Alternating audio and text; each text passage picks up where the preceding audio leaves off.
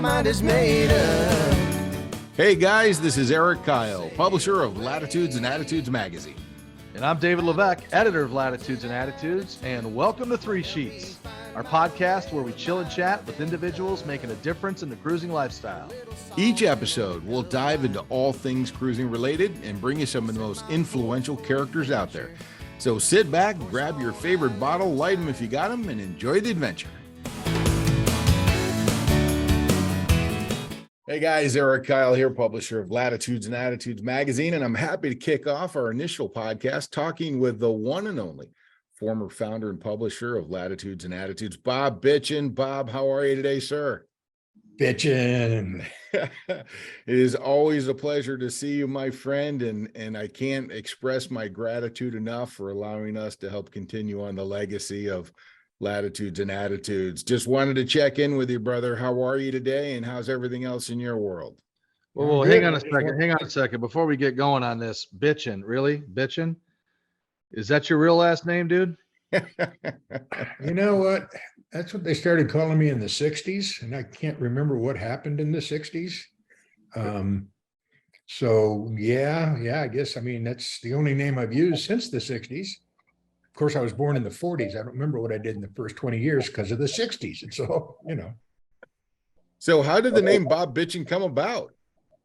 It was really pretty easy. I was riding with a motorcycle club, and my club name was Bob Bitchin. Okay. And on the back of my cutoff, it said Bob Bitchin. And I was working out at Gold's Gym in Santa Monica when there was only one Gold's Gym. And Tommy Chong was working out there at the same time. This is like 19... Like Cheech and Chong, Tommy Chong? Yeah. And but it was before they were Cheech and Chong. It was before they did their first album.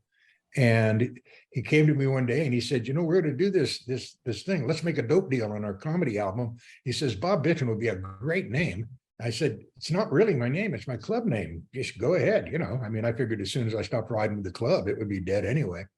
And here we are 50 years later, stuck with the name. Why was it? They made it too famous. Bob, why was it your club name? Because I was bitching. Okay, fair enough. I mean, you know, you got to. We're talking the '60s in California. That's bitching, man. It's just bitching. That's, you know. So that's where it came from. Now that we got that settled, Bob, you've had some pretty extensive service in the publishing world. All the way back to the 60s and 70s. Why don't you tell us a little bit about the history of what Bob Bitchin has been doing to publish magazines and keep people engaged in great editorial content? I don't know about that, but I can tell you that the way it happened was when I was working with Evel Knievel. I was just traveling companion bodyguard, and everybody I met through him was rich, and they were all in publishing. Guccione, Hefner, Flint. I mean, that were the people that was following him, and they were all filthy rich. So after he fell in the canyon and retired, I had to do something. So I had never set foot in a publishing office at that time. I had never written a story at that time. And I started Biker News, which was a tabloid, right after I left him, and made it for a year, actually made it a profit in a year, and then I sold it to Cycle News, which was my competition. I have a habit of building a business and selling it to my competition. Yeah, you know about that, right? Just a little bit. So that turned into, over the years, turned into Biker Magazine, which became the second largest circulation motorcycle magazine in the country.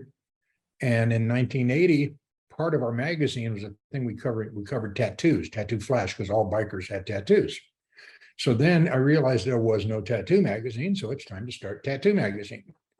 It got even bigger than the motorcycle magazine, and I didn't know it because I started it in 1980, but tattoos were about to blow up.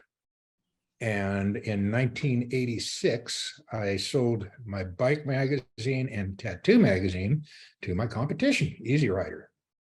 And then I got on my boat and took off and sailed around the world. The owner of Easy Rider, Joe Teresi, it's really funny because when I came back 10 years later And I'm sitting in his office telling him I want to start a boating magazine like Easy Rider. And I went to him to start it. I was going to do it for him. And he came up with this logical thing that really made sense. Boaters do not go to liquor stores to buy their magazines. Bikers do. So biker magazines sold crazily in liquor stores, but a boating magazine wouldn't do too well in a liquor store. And so he didn't want to do it.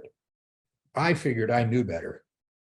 So I started it. Started it with two friends of mine, Keith Ball, who was the editor of Easy Rider for 30 years. He's been a friend of mine for 47 years. And Bob Clark, who started Street Chopper, Chopper Guide, Chopper Magazine. I mean, he started all of those.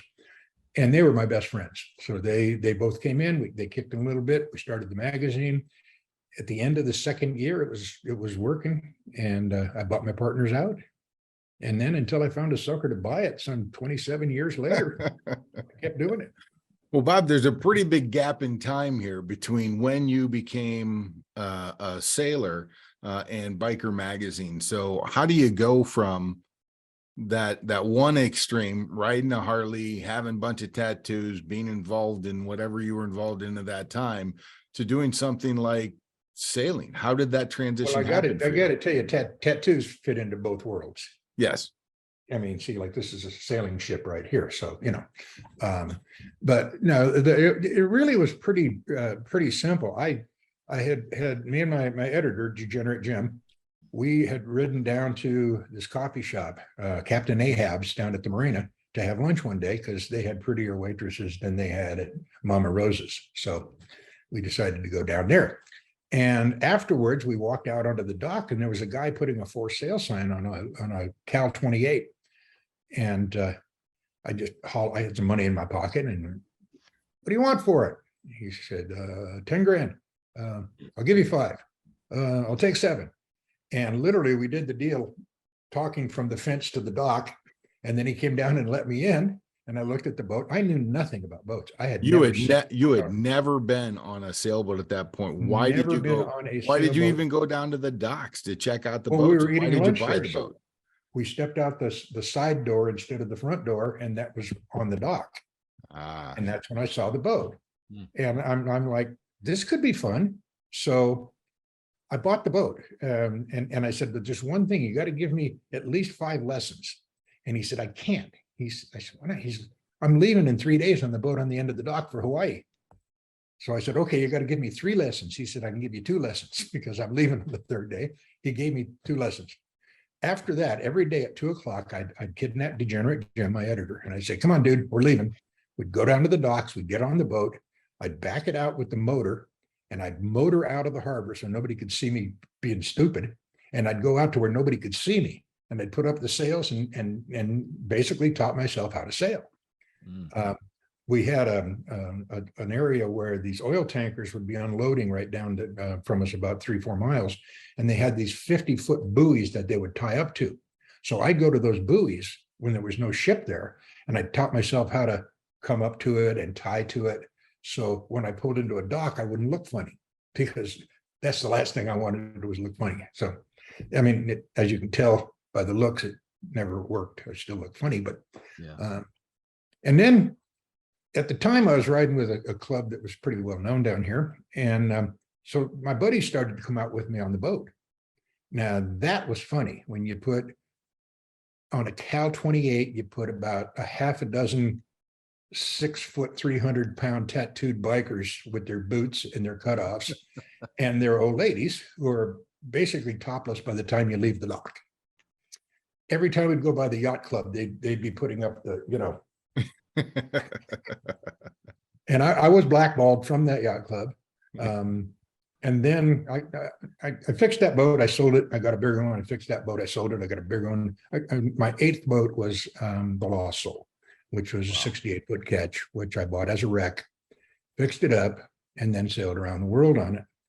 When I came back, they sent the yacht club sent a committee over to see if I would join right after I started the magazine. They, come on, guy, come on. I said, but you told me you didn't want me. What's up?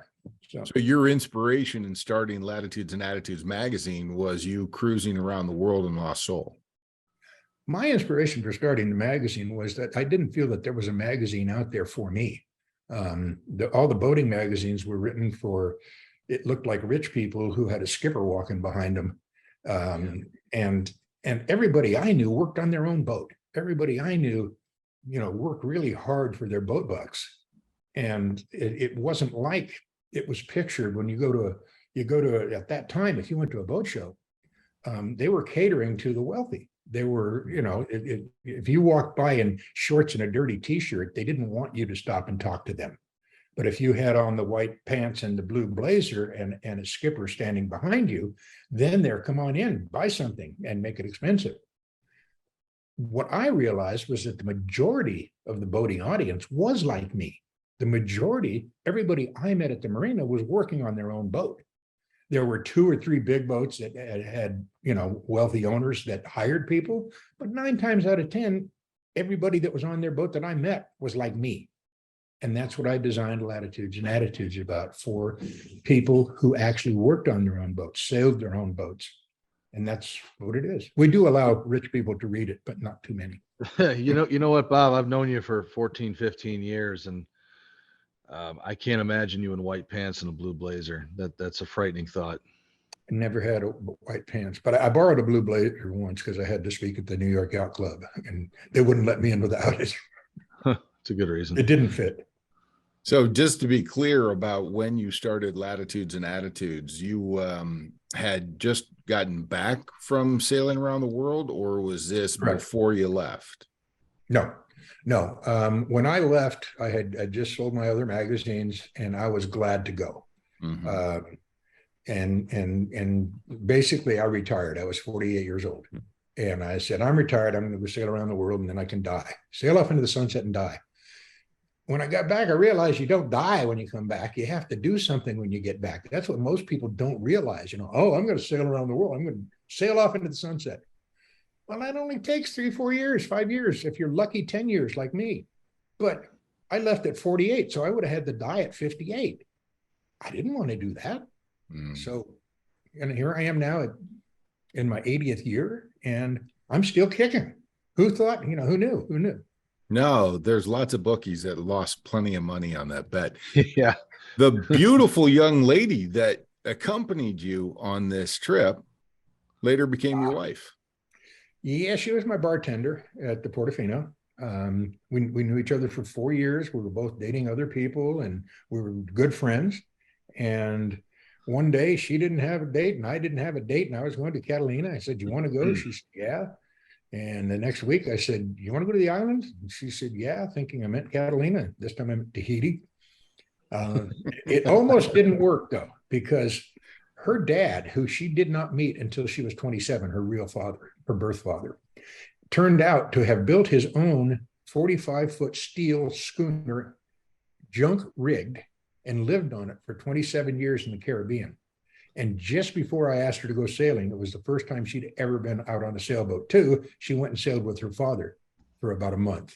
And he is the one that told her, by the way, don't get on the boat with that guy. He's got tattoos, and no, don't do it. She didn't listen. Yeah, and she thankfully didn't listen to her father, as much has been documented about you and Jody's relationships over the years. Yep. Bob, so, Captain Ron, we're big fans of Captain Ron, right? Right. He always said if it's going to happen, it's going to happen out there. So I've heard a lot of your stories. Try to give us a couple quick ones real quick about what's happened to you out there. Well, coming from exactly what you just talked about, one of the funniest things I ever had was I was sailing in Hawaii and my cell phone rang, and I pick it up, and it's Mike Stinson, who I just had lunch with yesterday, by the way.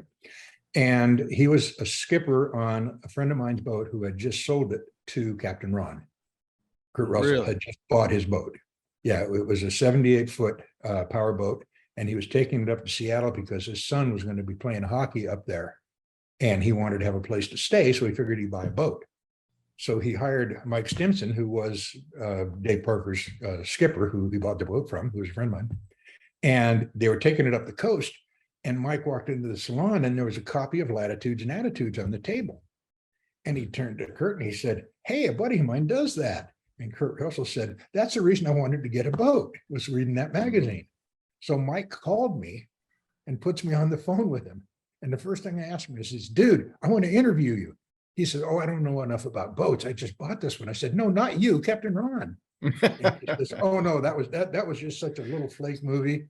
It's not one of his favorite movies. In fact, if you look at where he lists the movies he likes, it's not on the list. Yeah. Well, you've had, as I mean, you've had a lot of adventures of your own out there. I've heard you tell some stories about big waves here and, you know, meeting kings and stuff like that over the years. Princes who are now sultans. Princess sultans. Yeah. Yeah. I mean, you know, if it's going to happen, it's going to happen out there. Give us a couple right now. Well, I mean, how long do you want? I mean, I can tell you about the Hawaii wave. That was the big one. Yeah. Jody and I had been sailing in Hawaii for about, we'd been there about 3 months. We came up from the South Pacific and we were having a really good time, but this storm had blown in. And in Hawaii, it's kind of weird because on the islands, if it's blowing 35, 40 knots, then in the channels, it's blowing 60, 65 knots because they have these little 12,000 foot peaks, Mauna Loa, Mauna Kea. And so it gets very difficult to cross a channel in Hawaii. Hawaii is not good sailing. Hawaii, the wind is always blowing in one direction from the big island down to Kauai. And so it's easy to go from the big island down, but it's almost impossible to go from Kauai to the big island because it's directly against the wind. So Hawaii is not good sailing.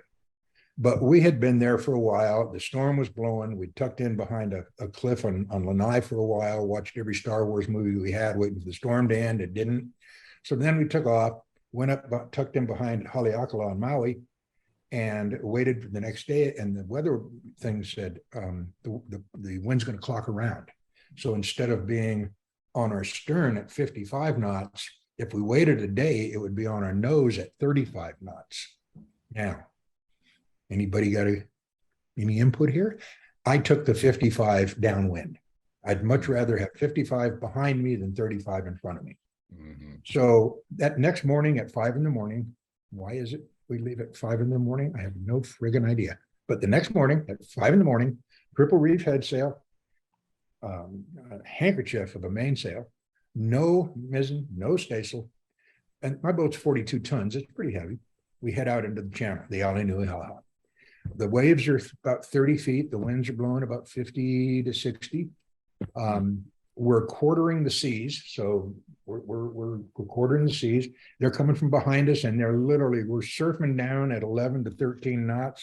Wow. And then when we coast down the back of the wave, it slows us down to 5 or 6 knots, and then up to 11 to 13. Autopilot could not handle it. So Jody would steer for 10 minutes and then I'd steer for an hour. And then she'd relieve me so I could go relieve myself and then go back, you know. So we're about 8 miles out and I'm on the wheel. I got this big destroyer wheel. And all of a sudden the sails started to flop. And I'm like, how can the sail be flopping in 50 knots of wind? And I turned and I looked behind me and there's an 80-foot wall of water and it's clear at the top. 2 30-foot waves had crossed, making a 50-foot wave. And then in front of it was a 30-foot valley that we were in. And so looking up, this is about to break because it's crystal clear at the top. I'm very safety conscious, but I never wear a harness. All my crew has to wear a harness. I don't because I own the boat. I can do what I want. Captains can't be washed overboard. I read that somewhere. Anyway, so I'm without a harness. I got my arm hooked through the wheel, literally holding on like this. The boat starts going up the face of the wave. There's more water on this side than there is on this side, so the boat starts to heel like this. Then when we get up high enough, the wind hits the sail. Does it like this. And then the wave broke. Does it like this. So now we augured in, the mast goes underwater. I'm hanging from the wheel in here. The wave breaks over like this. And then the boat does what it's supposed to do. The keel catches it and it just pops it back up again. When it pops it back up, I back up and I'm on the wheel and I'm looking forward and the water coming out of the sail, the sun's shining and it looks like Niagara Falls. which you know about. That's where you're from. I live there. And so I looked down at Jody and said, Jody, you got to see this. And Jody's down there looking like this. It was then that I came up with the saying, attitude is the difference between an ordeal and an adventure. Jody came up with the saying, sometimes it's just an ordeal. Yeah. So Well, that's one of those moments where first you say it, then you do it, if you know what I'm talking about. yeah, yes, yeah. It was, and here's the funny thing: we were over rigged. We had double rigged. We were 13 stays per mast. We had lower shrouds, upper shrouds, forward shrouds, aft shrouds. We really over rigged it. When we got into the Big Island, we realized that we had lost the lower aft shroud on the main.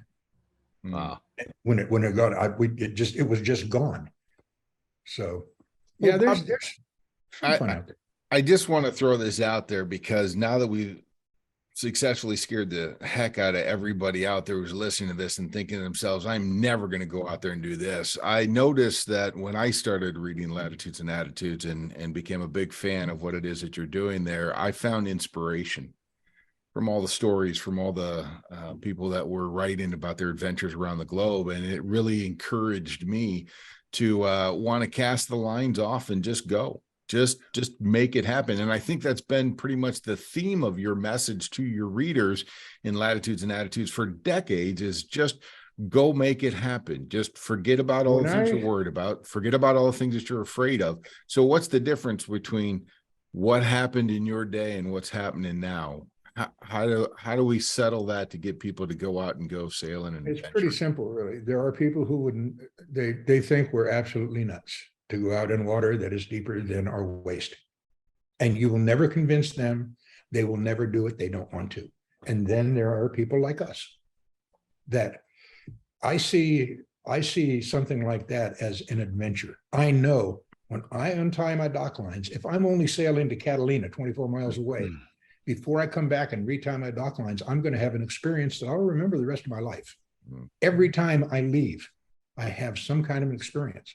And I don't even know how to explain this, but you get to where when you see a storm in the distance and you know you're going to sail into it, you get excited.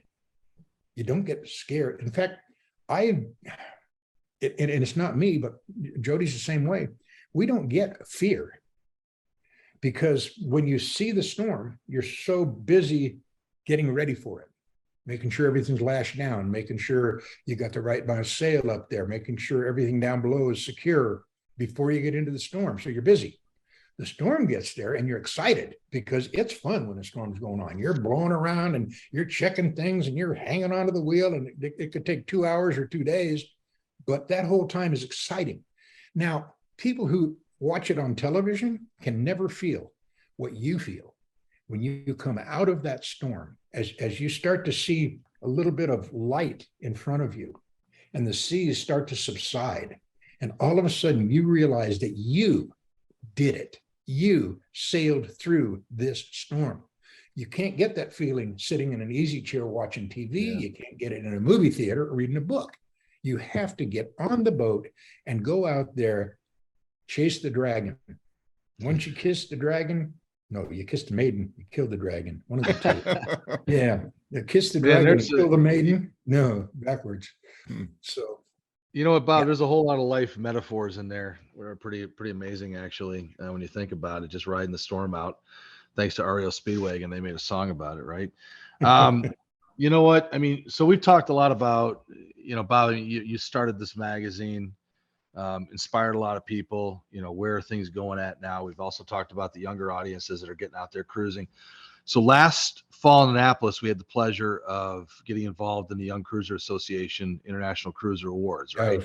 That was fun. And that was a lot of fun, wasn't it? And Latitudes and Attitudes sponsored the best YouTube channel, which, Parley Revival Boys won that. And it's really cool because they just did a crossing from Puerto Vallarta out to the Marquesas, and they did a live YouTube broadcast from crossing the equator, right from the equator.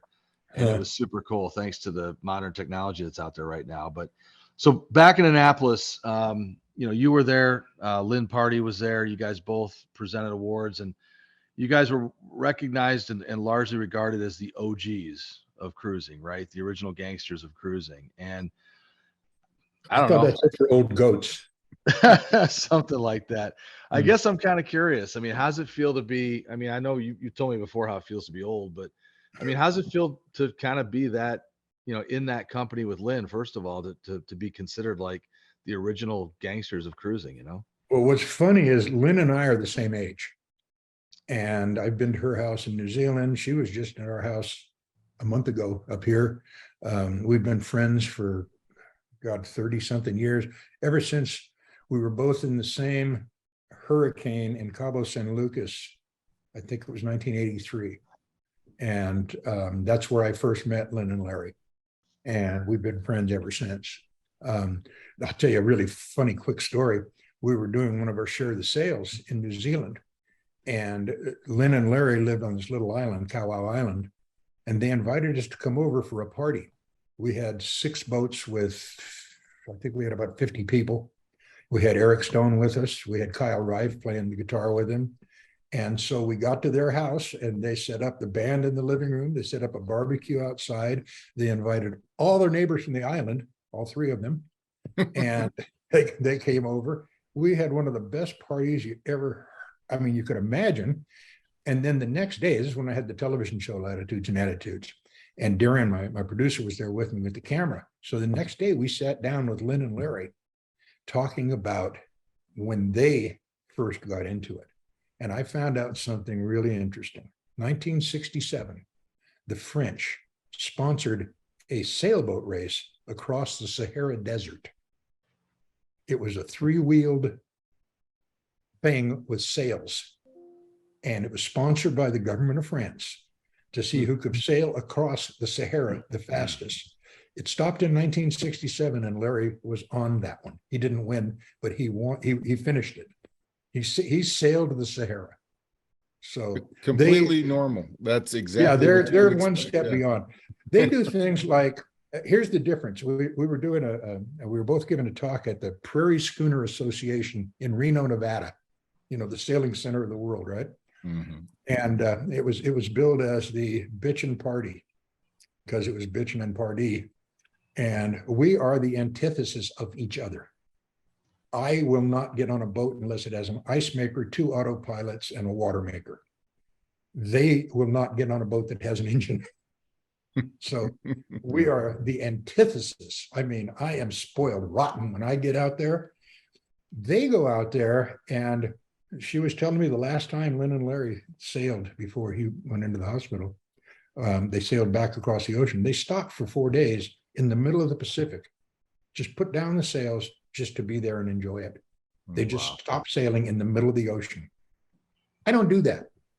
So you have different drives. My drive was to get to the next place. It drove poor Jody crazy because we'd get to Naples and she'd want to, let's go in town. No, man, we made it to Naples. Now let's go down and go to Sicily. We got to go. And she's like, no, let's stay. That was the biggest arguments we ever had. Yeah. So. Well, that's got to be an amazing thing for you, Bob, to be at that event where they're literally passing the baton. This Young Cruisers Association with thousands of members that are globetrotting all over the place, experiencing the types of things that you and Lynn and some other select sailors of your era were doing. And you were at this event last October. What was the feel like to be able to see this kind of excitement around sailing, which, to be honest, has kind of diminished significantly over the last few decades, but now it's reemerging with all these YouTubers and content creators, and you're recognized as one of the OGs, and you're presenting awards to the new YouTubers of the year. And just what's your sense of the sailing community right now compared to what it was before? Well, I was very, very, very worried that sailing was going to gray out. And that was the discussions for years at the boat shows, because at the boat shows, everybody there was gray-haired. Starting about 8 years ago, when Jesse and Katie first started working for me, 24 years old, they had just sailed the Great Loop, and the youth was coming back. We brought them on the magazine, and the next thing we knew, our average age started going down from 65 down to 63, down to 50 something. right now, I think you probably have the youngest audience of a sailing magazine that there is, because I'm a kid at heart. I've never grown up. I don't want to grow up. I'm a Toys R Us kid. So like cartoons and humor and every story in it was always about cruising lifestyle, about the lifestyle. We never told anybody how to set a sail. We figured it's better to learn yourself. And also, I got so annoyed at other magazines when every year they do the same story: how to set your sail, how to set an anchor. And then most of the stories were why to buy this, why to buy this. Our magazine was more, we kind of pissed off, excuse me, can I say that? We annoyed some of our readers because our advertisers, I mean, because sometimes there's a way to buy something that you don't have to get with the word marine on it, and you can save some money. We would tell people about that, the little tricks on being out there and being a cruiser. Our magazine was designed and is designed to allow people who are not rich to get into the lifestyle. All other magazines are aimed at the wealthy. Well, and you see that reflected now in the young cruisers that are out there. These guys are getting derelict boats, spending 6 months, 8 months fixing them all up so they can go out and do some blue water cruising. And the majority of their budget is trying to fix the boat up that they get, instead of going out there buying the most high-end boats that are available, because that's what they can afford. And then they go out and have these incredible adventures and share their adventures on YouTube or whatever other platforms they're on, and have a tremendous following. And that's really where the audience is expanding so much. Yeah, my introduction to sailing being late in life, in my 30s, first time I ever set foot on a boat, I was in my late 30s. I saw it differently than people who are born into sailing. People who are born into sailing, just it's everything's normal to them because they see it every day. But when you come into sailing late in life like I did, what I noticed around the marina was the people that I met. I mean, every afternoon when you'd finish working on your boat, you'd go up to the bar. And not all sailors are alcoholics, but all sailors go to the bar at 4 o'clock. The talk up there was so great. It made you feel so good. And you used to brag about doing stupid crap. I mean, you know, oh yeah, I hit this pile of rocks over there. I went there 3 days later and hit the same pile of rocks. Best story you can get. If you can't get a drink with that story, you know, and that's what it gets to. You're talking about storms. The bigger the storm, the more drinks you're going to get in a bar later. I mean, and if you ever noticed when you're sitting in the bar and the talk starts, it's always, well, yeah, this time I remember when I hit the rocks and then I had to do this. And the guy says, oh, well, yeah, well, I did, you know, and they tell you all this stupid shit they did. That's the fun of boating. Yeah. Well, and a lot of the articles inside of the magazine were, you know, 8, 10, 12 articles that are inside of each issue right now are about the adventures that these guys are having while they're out there cruising around, whether it's the destination that they're at, or the crazy things that have happened, or the ability to cruise with their kids, their teenagers, the people that they've met, the things that they've done. And Latitudes and Attitudes is continuing that tradition that you started 25 some odd years ago. And over the last year and a half, David and I and a great staff here at Kyle Media have been trying to continue to promote those ideas, that content that people, like to really sink their teeth into. So what's your opinion on where the magazine is at now, and what direction do you see it taking in the future? Well, I'm kind of glad. First of all, I miss it. I got to tell you, I miss the I just went to the boat show in San Francisco, and it's a very small show, very small. I missed being with the magazine. I mean, you know, when I see a new product, I'd get excited, and then I'd realize, wait a minute, I don't have the magazine name. I can't tell anybody about this. I can, because I'm still working with you guys, but it's I don't know. I feel a little diminished by it, and I'm a little jealous that you have it. But like I said, I'm 80. You know what? Youth has to come in. You are youth, believe it or not. I see the gray, but you're still youth. You still got kids. You know, I got great grandkids. So, you know, you can take it to the next level. I started Latitudes and Attitudes in my mind while I was cruising. And while I was cruising, you have to remember, I had just sold Biker Magazine and Tattoo Magazine. In my mind, I designed Latitudes and Attitudes on the same lines that I started Biker Magazine in the 70s, and I started Biker News in the 60s. I used the same layouts, the same graphics. So here I was 27 years later, still exact same layout and design as I had on Biker Magazine 50 years ago. That's why I was really glad when you had an art director who was under 60. Imagine that, somebody under 60 doing the art.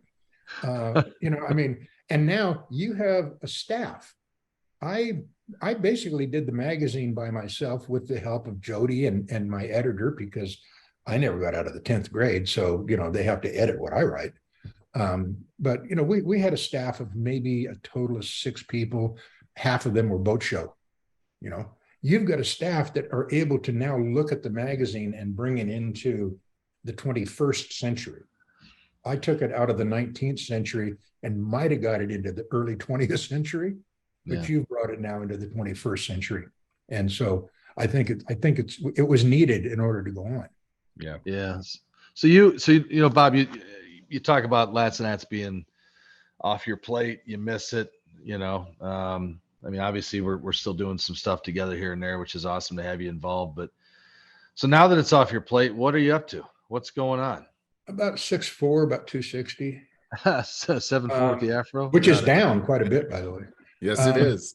Well, actually, timing couldn't have been much better on this, because, as you know, our house and warehouse is burnt down right after. Gone. And so I've been rebuilding. I currently live on 40 acres overlooking a lake. And for the last year, I have been cutting trees down, over 1,000 that burned. We used to live in a forest. We now live in a burnt out forest. And then I just had my leg replaced. They take it off and they put it back and do work on it. So I just got a new hip. So I've been laid up actually for about the last 5 months, but starting to get back out there and working on the yard. And like I said, we just went to the San Francisco boat show. Yeah. I sent you a story on it. I don't know if you got it or not. Yeah, I got it. Very small. You also got bobbitchin.com rolling along for you too, right? Yeah. I got bobbitchin.com, which I'm trying to, I'm doing a podcast. My granddaughter and I are going to be doing one on adventure voyaging, basically. Yeah. She's a scuba diver and jumps out of airplanes for fun. I'm a sailor and a motorcyclist, so we're going to be covering scuba, jumping out of airplanes, motorcycling, and boating, basically. What do they say about older sailors? They don't get old; they just get smaller dinghies, something like that. How's that work? That's right. Yes. Okay. I don't need my dinghy anymore. I'm 80. I don't have a boat. I don't need a dinghy.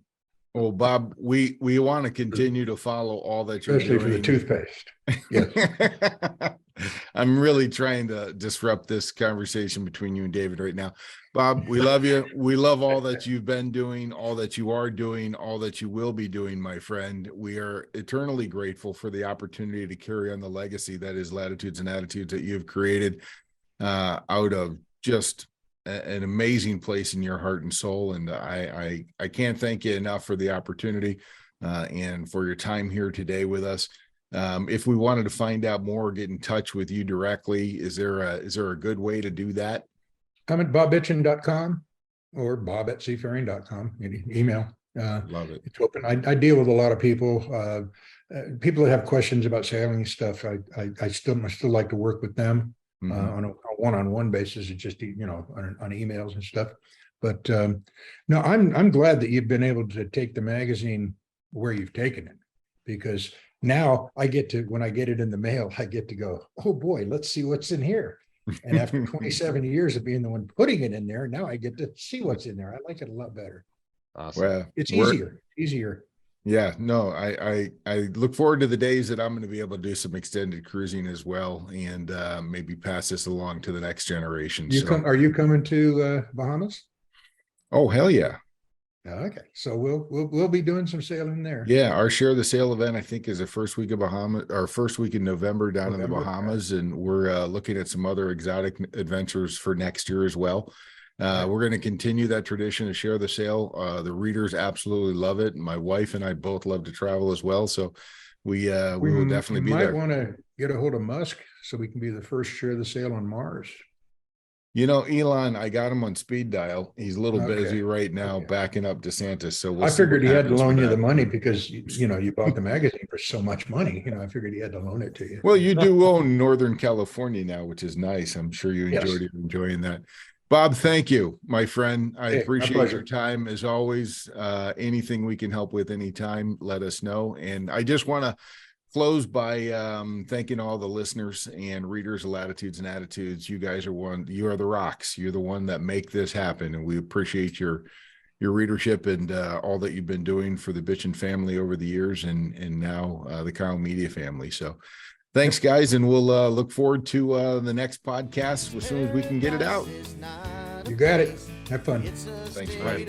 Thanks. My mind is made up. I'm gonna sail away. Latitudes and attitudes will help me find my way with my loving cup. A little salt and